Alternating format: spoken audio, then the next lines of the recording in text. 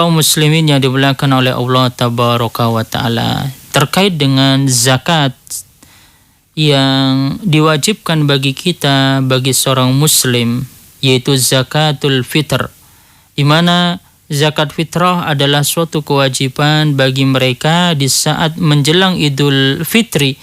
Dia memiliki harta yang berlebih, maka di situ dia harus keluarkan dengan ukuran 1 sa', atau kurang lebih sekitar 2 kilo lebih sampai 3 kilo. Yang jelas ini ada khilaf di antara para ulama.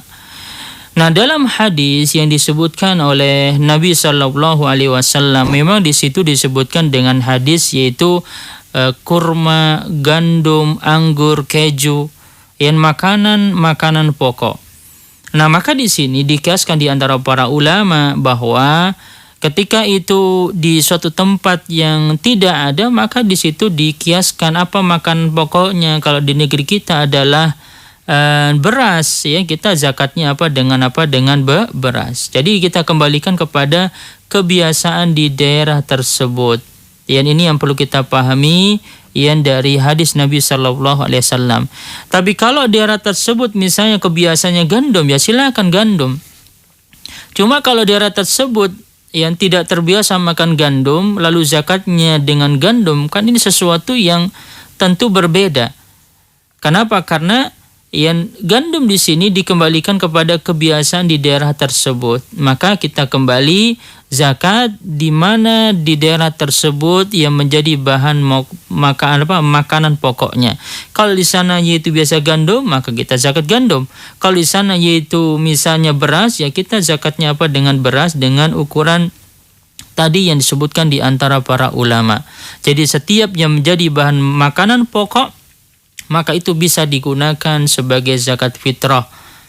Baik itu apa yang tadi disebutkan, seperti daerah kita adalah adalah beras. Jadi bukan sebagai batasan bahwa makanan itu harus 4 tadi. Selain itu nggak boleh, maka tidak benar. Maka dikiaskan kepada yang lainnya. Nah, adapun dengan masalah yaitu uang, maka di sini memang terjadi perbedaan di antara para ulama dalam masalah ini. Apakah yaitu boleh mengeluarkan zakat dengan uang atau tidak? Namun yang jelas bahwa kalau kita kembali kepada apa yang disebutkan oleh Nabi Shallallahu Alaihi Wasallam, bahwa di zaman Nabi Shallallahu Alaihi Wasallam maka di situ ada mata uang, ada dinar, ada dirham. Namun di situ para sahabat mereka menunaikan zakat dengan membayar yaitu dengan bahan makanan pokok. Dan dari sinilah itu pendapat mayoritas para ulama.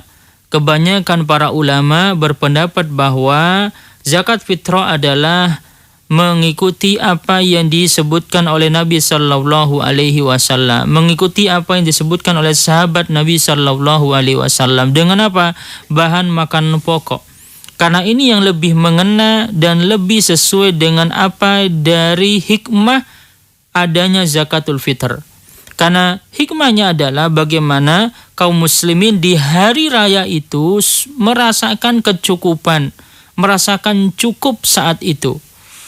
Nah, cukup di sini maksudnya apa? Ada untuk yang dimakan, ada yang bisa di situ untuk diberikan kepada anak-anak mereka bahan makanan pokok. Jadi lebih mengena ketimbang yaitu diberikan yaitu dengan uang.